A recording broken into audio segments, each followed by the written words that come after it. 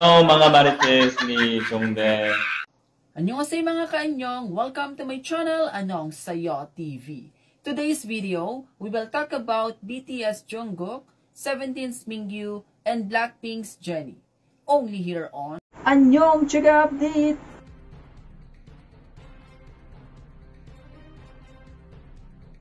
BTS Jungkook allegedly with 17's Mingyu and Blackpink's Jennie before enlisting.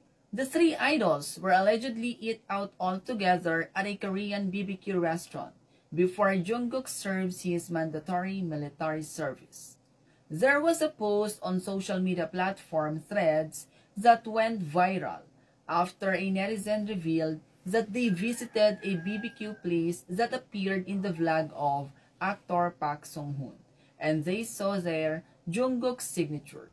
According to the post, the staff revealed that the signature was from Jungkook's first visit at their restaurant.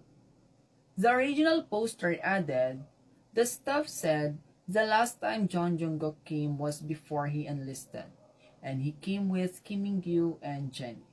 A fan commented on the post and said, I was so shocked when I heard it because I didn't know John Jungkook and Jennie knew each other. I confirmed it with the staff so many times. It was hilarious.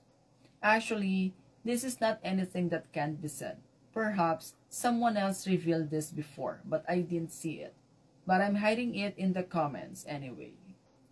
The netizens' reactions on these three top idols together is no longer a surprise. I'm shocked. I'm shocked. I knew they knew each other, but I didn't know they were close. I'm about to go crazy. What? Craziness. That's it mga kaanyong. By the way, if you would like to purchase this BTS-inspired na pantulog, check nyo lang yung yellow basket and also itong Nana Tour-inspired shirt. Ang suot ko ngayon ay kay Mingyu. Check nyo na rin yung yellow basket to purchase. Going back to the topic, what can you say about this? Comment your thoughts below. Please like and subscribe Anong Sayo TV.